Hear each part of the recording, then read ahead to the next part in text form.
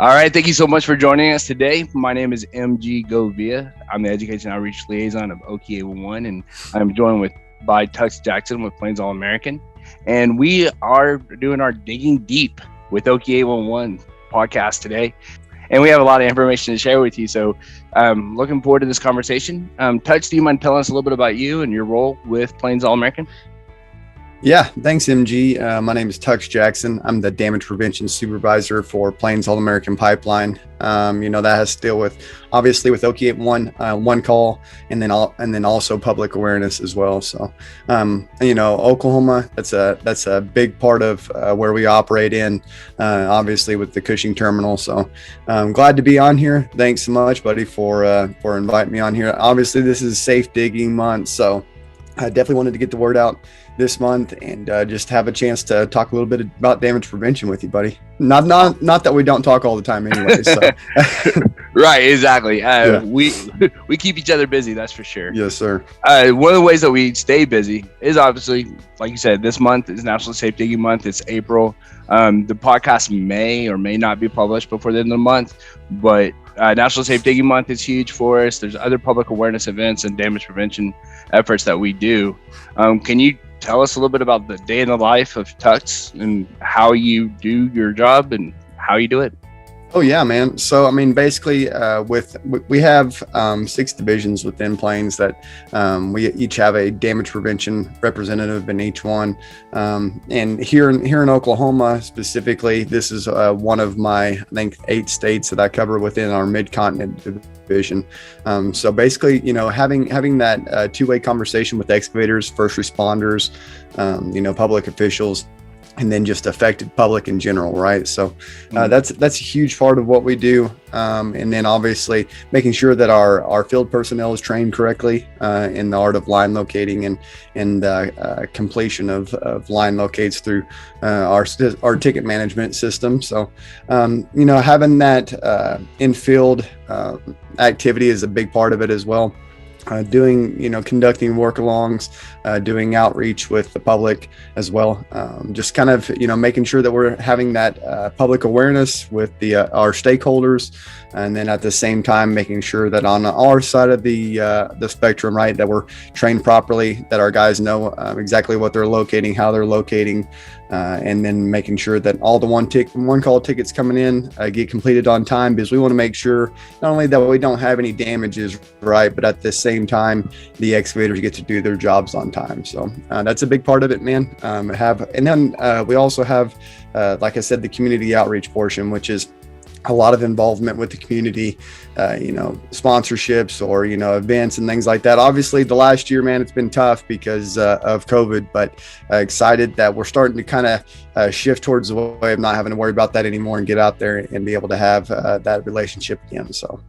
Yeah, I know through public awareness efforts, we kind of look at our audiences, if you will, those stakeholders. We have professional excavators, those who are subcontracting and doing work for you. Then you have homeowners, you have farmers, you have all these different groups that we're both in partnership with and getting in front of. Do you have any challenges when it comes to what we do? Oh yeah. Have you run anything? Yeah. And that's the thing. First of all, we want to say thank you to all the excavators that do use 811, because that's the beginning of the process, right? And then we try to think about how we can perfect that process. Not only do we want to perfect it so that way we can go out and locate the accurate location, but also so that way that the excavators can do their job, right? That's the reason why they put the one call in, is so that they don't have any damages, but at the same time so that they can get their job going without having to worry about where certain lines are and things like that. So, but once we kind of get past the actual initial putting in of the one call ticket, some of the bigger things that our guys deal with, is communication is a huge deal. And what I mean by that is whenever you're putting in those one call tickets as an excavator or landowner or anything like that, just making sure that you're putting down the proper contact information. I know a lot of people think, hey, let's let our administrators, office administrators handle those. If you are going to do that, make sure that they know the projects. That they know exactly where the projects are going to be done at, that the specific work that's going to be done on location. And then the people who are going to be out there.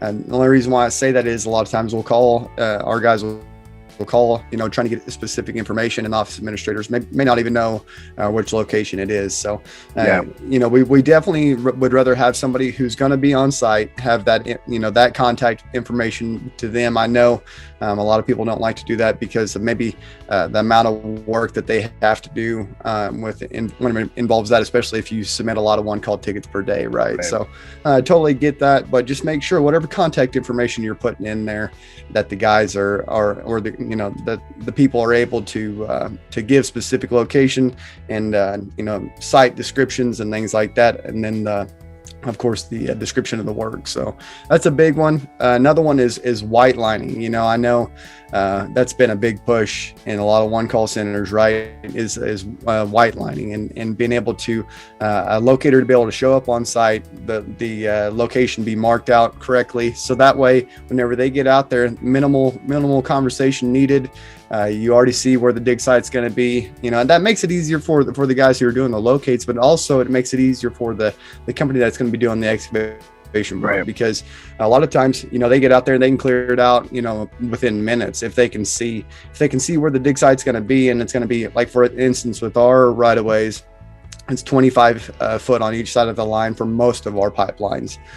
So if they go out there and it's 50 feet away, then they're able to send out a positive response to the excavator saying, hey, we're clear. So that can get that process going a lot quicker. I know that the process of getting out there and marking it is an ordeal, but once you get it marked, that process starts to fly a lot faster, being able to do stuff like that. So I would say those are the two main issues. The last one there is listening or sticking with that timeline, right? Because Okie 811 is a little bit different, and I do like it, actually. I do like that the due time actually goes from 7 a.m. Now, correct me, MG, if I say this the wrong way, but the way that it works is if you put in a ticket, like right now, it's 9 o'clock where we're at, right? So if you put in a ticket right now, that 48 hours doesn't start until 7 o'clock the next day. So exactly, basically 48 hours once 7 o'clock the next day hits. So it's always a hard one to relay to the guys, but sticking with that timeline is a huge part of it, because you don't start work early. Let everybody have their sufficient amount of time to get out there and locate it and mark it, and then let you guys send out that information to the excavator. So those are probably the three big issues. Yeah, let me kind of elaborate on those from the one call side, because let me know if I get these out of order. But let's start with the communication. One thing about submitting a locate request, locate 1, our excavators, professional excavators, please hear us out. When that locate is being submitted, we're going to ask who's calling, and because the submitter is very important. We need to know who's submitting the ticket, so that if questions about the ticket information, it needs to be updated or changed or anything like that, we know who gave us that information in the first place. But we also ask the contact out in the field. So we have caller information and then contact information, and we always ask that. So if you are letting your office personnel take care of submitting the tickets, go for it. Yeah, they'll still be our contact. They'll be the contact for the one call, because we want to know, hey, is the ticket information right? Is the time right? All that stuff. But if the locator has questions, they're going to call the contact on the ticket. So there's one call contact, and then there's locator contact, if you think of it that way. So that improves communication. Your office personnel is still going to get confirmation and discussion with us, but they may not have the information like access to an area or something like that that the locator is going to need. So that helps improve the communication if you understand those two point of contacts, if you will. Whitelining, pretty much, Tux, you said everything correctly. Whitelining is huge. It improves the communication with those locators. If your locate could get done in half the time, you're going to not run into delays as an excavator. You're going to be able to get to work as quickly as possible. And then finally, the notification time frame. As Tux said, it is 48 hours excluding the date of notification. That's another way of saying it. Yeah, I like it. Simplify it. When it comes to notification, it is 48 hours excluding the date of notification. If you really want to simplify it, it's 3 business days. Just so you can just say it quickly, get it out there, let the information be known that you're going to need at least 3 business days notice when putting in a ticket. Another thing that's really beneficial, excavators, is when you put in that locate request, you can give up to 10 business days notice. So if you're calling in on a Monday, the earliest you could dig would be Thursday morning at 7 a.m. If you're calling in on a Monday and you decide that, hey, my crew's not going to be ready till Friday, tell us Friday, and that gives those member companies till Friday to get that locate done. You're going to have what's called a work to begin date and time. That communication helps. That gives the member companies that one more day of prioritizing that locate request and getting it done before you're going to be working, and you planning ahead is going to help your crew out as well. You're not going to put in a locate request before it's even necessary, or stack those locates where you're updating way before you need to. So just some things to keep in mind. So 3 great points that you made just to help to improve the communication. I know one of the things that I do as in my role when I'm talking to excavators is to say, this locate request isn't just, it isn't just a license to dig. It's right. So much more. Yes. It's an information sharing. It's, hey, I'm going to be digging here. Protect me. Mm-hmm. Show me where the lines are. Help me stay safe. Let me communicate with you. It's just a communication starter. And that's what I stress more, because if you forget all the legalese, if you don't read the entire law and you don't know everything about it, hey, I'm digging. Help me. Yeah. That's all you really need to know. Yeah, that's what's awesome about, the one call system in general, right? I mean, once you call in, you guys walk everybody through the process a lot. So don't be scared to call because, you may not know how the system works. The one call center is great about that, walking everybody through the process, whether it's your first time or your 50th time, right? So that's what I like about it. Another thing that I was just thinking about while you were talking about that was just the fact of whenever you are putting in a one-call ticket, on a specific project, because you say, hey, I'm going to be digging in this location, saying, like maybe I'm putting in a fence. That doesn't mean that once you put that fence in and you still got, say you still got time on that ticket, that doesn't mean that you can go put in a new building or something like that within the same area just because you've called in the one call ticket. That stuff changes. So, if the location of the work changes or the description of the work changes as well, always throw in an update or add or start a new ticket. Make sure that you're letting the one call centers know, because maybe just because it was clear on the first one, maybe it wasn't going to be clear on the second one, depending on the work. So it's always important. Exactly. And without whitelining, just to further that, if you didn't whiteline your first project, they may have said, hey, that fence is going right here, and you're decided to put that building 10 feet away, and the locate just isn't what you need to work around. Exactly. So let's talk about the process on the member side. So we talk about your locators and their responsibility to get those accurate locates done. How does your locating process? Team, like how does the locate team respond to those tickets? What's the process from I receive a ticket to getting the markings on the ground? Yeah, I love it, man. I will say this, it's changed a lot since the early 2000s, right? Used to basically y'all would send us the tickets, and some people still conduct business the same way, but now the way that Plains typically conducts their business on that side of things is that they receive, first of all, obviously they'll receive the one call ticket from OK 811, but say let's break it down even further. Excavator submits a one call ticket to OK 811. They then dispatch that to our ticket management system. Our ticket management system then breaks it down based off of location or member code. The member code, which is assigned to a specific line that we have to locate. At that point, once it dispatches those tickets accordingly, it'll get down to area specific locators. So, say that you submitted one in Oklahoma City, so that we have a specific locator for Oklahoma City. They would then go out, look at the description of the ticket. If they needed to right there, they could contact the excavator. Hey, is the work, asking them more detailed questions, so that way they know if they need to actually go out there and locate it or if they can clear it out in office. If they can't clear it out in office, then they'll go out there and locate the line.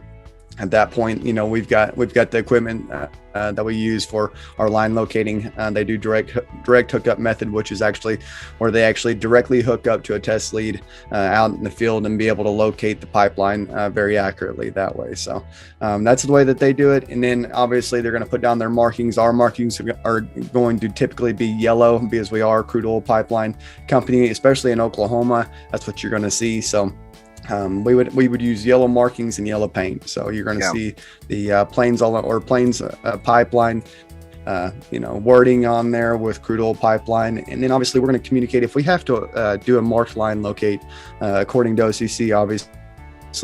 They want us to be able to communicate the type of product being transported, the material that it is, which is steel, right? And then the diameter of the pipeline, and anything above 6 inches has to be communicated as well. So we'll do that either through phone call or through the ticket text itself. So we also, if we have to, another thing is with our ticket management system, we also have to attach pictures to any kind of mark line locate. So, we're going to have that proof that we marked it. So that way, if there's any kind of confusion, hey, here it is, we've marked it. So that's a big thing as well for us and our group. We want to make sure that we're doing our job, that our guys are getting these done. We're very, very, very strict about the timeline within Plains as a company. So we do not accept late line locates, plain and simple. That's been something that we're, heavily involved in. If something happens where we don't get it done in time, there's a pretty, it's a pretty rare circumstance, and it's usually because an emergency came up. So that was something that we had talked a little bit about before that, MG, which is just that, just because you put in a one call ticket, that's not the one call ticket that locator receives that day. That's the biggest thing to remember with that. I know that people get frustrated sometimes, but they are going to get it done within that before that due time, if you give them the sufficient amount of time.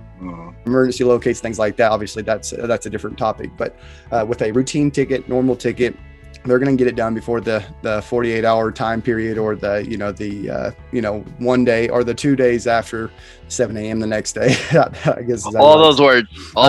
Yeah. And that's the biggest thing with them. They're going to get out there and take care of it as soon as they can. But they do have multiple one call tickets in the same day. So whenever you actually do schedule dig times with these guys, just realize that, hey, they may have 10 digs in one day to attend, or 2 or 3 digs in the same couple of hours that they have to attend. So if they have to kind of schedule it out with you, be patient with them, try to work with them as best as we can. We do want to get your project done as quickly as possible, but it is kind of like a scheduling process there, with a lot of that. So that's kind of the whole process there. They're going to document any kind of foreign pipeline crossings, any kind of encroachments. They document those as well, and then report those to our group, our department within the company. So with that, 2 follow-up questions. Do you do a lot of on-site, like where you need to be on-site while they're doing their excavations, or so close to pipelines or anything like that? 100%. Anytime that you're doing work within our right of way, we need to be on location. That's the way that we always look at that. We consider that an encroachment. An encroachment is any time that you come within our right of way. So if you're doing work within our right of way, we definitely want to be there. We want to have our guys present whenever you're doing excavation anytime within our right of way. So and that's why I say, that's why that is so important to remember whenever you're scheduling those digs, that anything within the right of way, whether it be a fence or a foreign line crossing, or, some big, huge housing addition, they have to be there for that. So anytime that soil's disturbed, they have to be on location. Awesome. So what you're talking about brings up this one question. Does your locators have the responsibility of also just looking for work that is being done without one calls put in? Is there education outreach opportunities that you do as well? For sure. That's a Plains approach in general. You could be an office administrator, you could be a district manager, a division director, and you're going to have the same approach. If you see somebody out there digging and you don't see any markings on the ground, especially if they're digging around our pipeline and they don't see a Plains truck sitting there, they're going to stop and talk to them.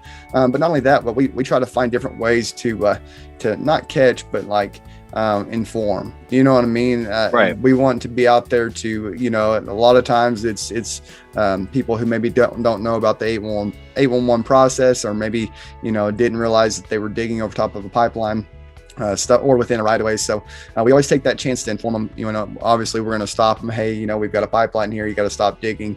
And then at that point, direct them towards putting into 811. We also have pilot patrols. So, we're actually required to fly our lines 26 times per year. We do those 52 times per year. So if you think about that, that's once per week.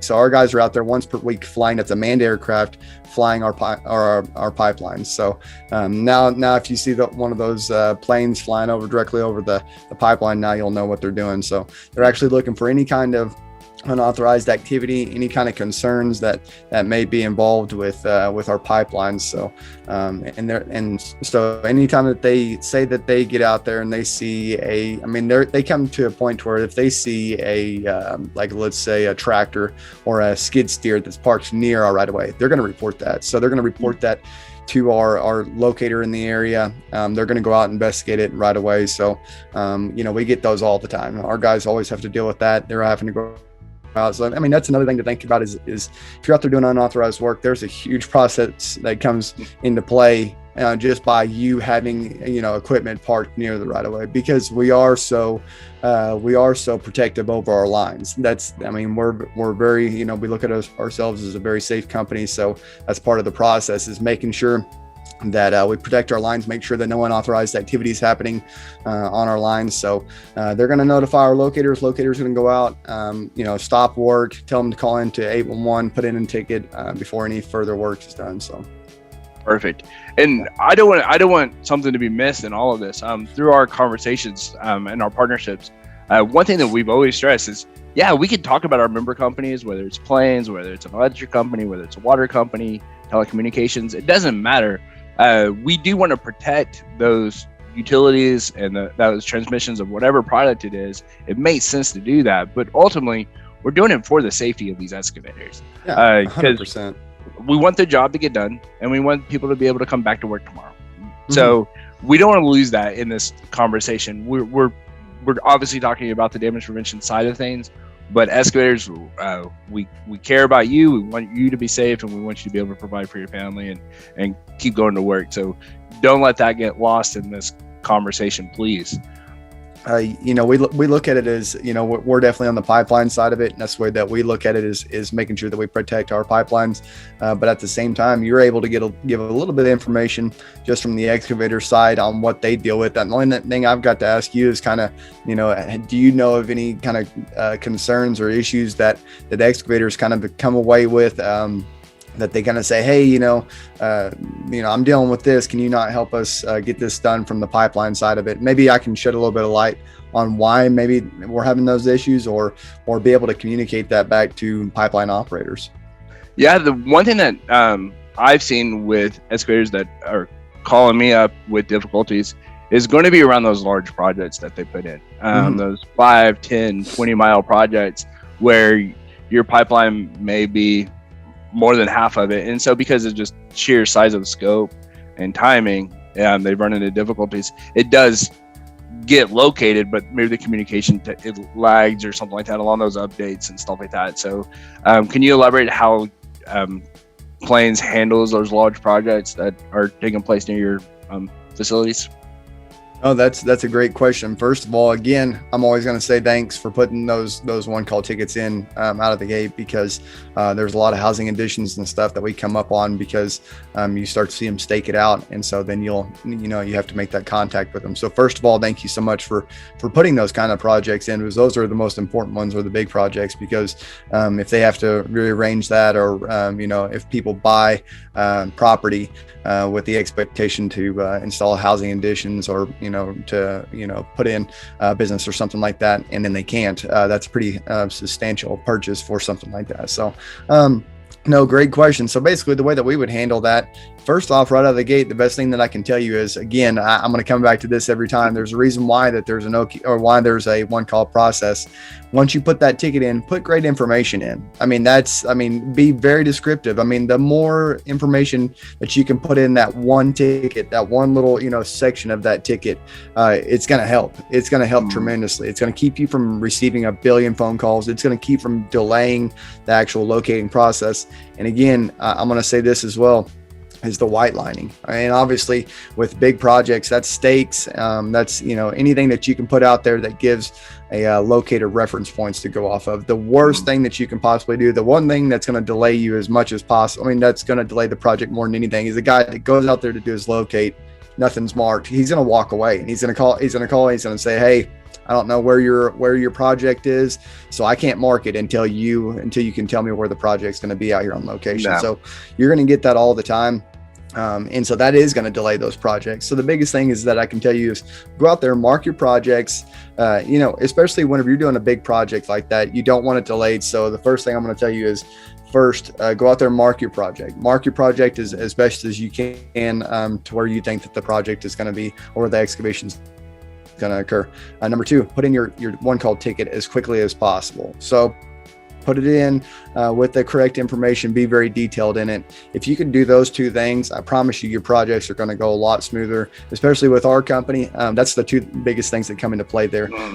But also say that you do have a big project and then the pipeline, or maybe there's multiple pipelines in the area for multiple miles that it runs. One very helpful thing that we do now that we've got technology kind of coming together, right, is a big utilization of KMZ files. So if you're able to build a KMZ file is obviously a digital representation that you can put together, on Google Earth. Even you can put one together on Google Earth pretty simply.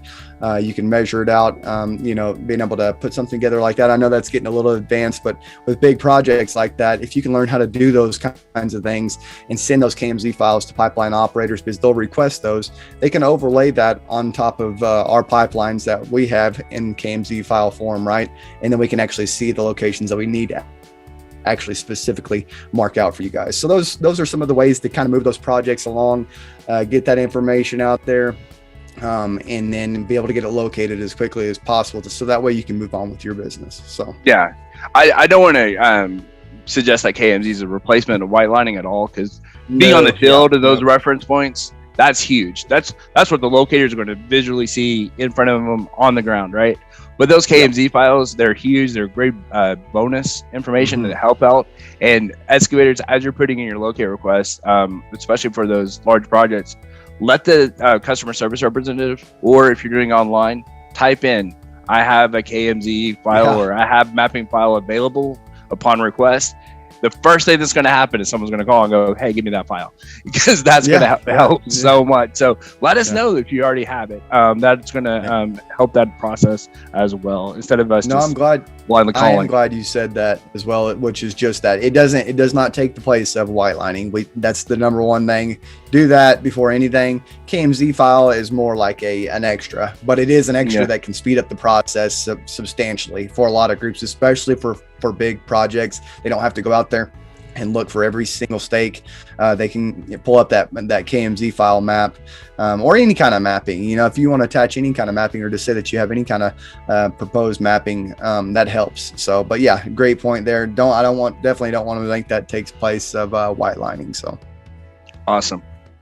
Speaking of our partnerships, there's some other things you do outside of planes as well. You also work with Opal, the Oklahoma Pipeline Awareness Liaisons, and some other groups. Let's talk about those roles that you have and how we partner up in that. Oh man, and MG, you're a big part of that process, right? So that's why I love Oklahoma in general, is because there are so many organizations. There's Opal, there's Oak Perry. So Opal is the Oklahoma Pipeline Awareness Liaison Group. It's basically a state association of a bunch of pipeline operators that come together to do public awareness, right? So, I feel like that's like we have the best program whenever it comes to to public awareness within a specific state, because you're actually hearing the information from the operators themselves, and having that two-way conversation with the operators themselves.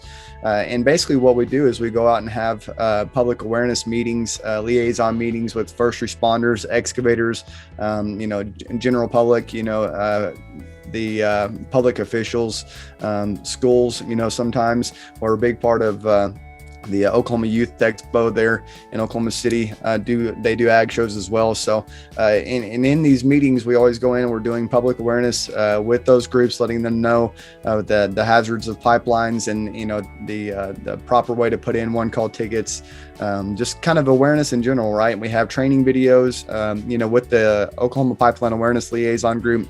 You actually get 2 CLEAT hours for attending that as a first responder. So very cool. That's a big part of that process. Right now, we're obviously having to do that virtually, man. That MG is a huge part of that. We have monthly meetings right now that we do. We've broken the state down by sections, by clusters, I guess we should say. And then we have host agencies that come in, host the meeting. We do it virtually. MG starts it out, does a great job from the one call center standpoint, and then we get into the actual pipeline portion of it, and just kind of going over first responder duties and kind of their part in that process. So it's a great group. I love that group. Just kind of taking a second to throw it out there. If you are a pipeline operator and you're not involved in Oklahoma Pipeline Awareness Liaison, man, jump in it. It's a great group of people that are coming together to do public awareness and damage prevention activities. I can't tell you how many. The cool thing about it is the ability to be able to have conversations with people that are in your same industry, finding out things that they're doing in damage prevention and public awareness that helps pass that message along. So get involved in that if you get a chance. But yeah, we're involved in that, and it's a great group. Yeah, definitely. I enjoy being a part of it, because a lot of one calls from conversations around the nation, one calls kind of get pigeonholed into this just call before you dig, call before you dig, call before you dig. But there's so much more that we can do. We are this communication hub. The whole process is a communication hub. So if we have the opportunity to go back out with this information, whether it's partnering up with OPAL or other organizations, we should take advantage of that. And so, yes, all you pipeline operators, if you are not a member of any public awareness group, OPAL is a great one to be a part of. Not only do you get to work with Tuts and I, but you'll also see some other great people that help you with your programs, and great opportunity and information sharing there. Also, just another plug, if I may, emergency responders, other agencies, if you haven't had a public awareness training in a while, or first responder training in a while to respond to pipeline emergencies, give me a call. I'll get you in contact with OPAL. Reach out to Tuts. We'll have his information in the information with our podcast information. One more time. We'll have that for you. So look for that, and we'll get you connected so we can schedule some training for you. Other partnership opportunities that we've done. You've been a great asset with us with our Expo that we just finished up, and other safety days and other events that OK811 puts on. You've sponsored, you've been there, you've been a voice for the pipeline operators. So I appreciate that from you as well, Tuck. And also you're part of our leadership as OK811. For those who don't know, OK811 is a nonprofit, so we rely on our membership to help lead the one call and what we do day to day. And Tuts is a part of those decision-making processes as well. So definitely appreciate all the things that you do. OK811 hosts live webinars every other Wednesday at 2 p.m. local time.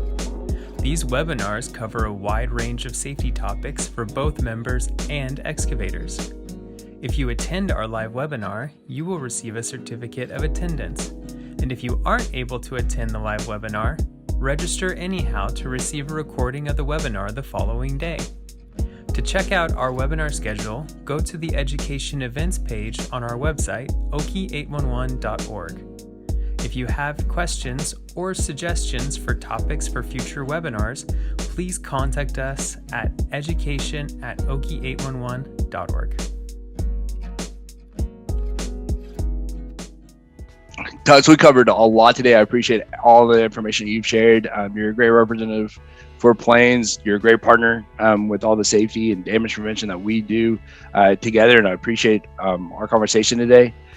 Any final thoughts before we wrap up our podcast today? No, man, this was fun. It was cool to be able to talk to you about. I like what we talk about. We have phone conversations about stuff all the time, but it is kind of neat to finally be able to put something like this on a podcast. So that way, I'm not just, we're not just talking to each other about it, but maybe others can give insight to kind of what the struggles that they deal with, or excavators can tell you, hey, I noticed that he said this on this podcast. Can you ask him this question? Or we've ran into this problem. So, man, it's cool to be able to do this with you. So I definitely plan to do one in the future with you as well, bro. Awesome, man.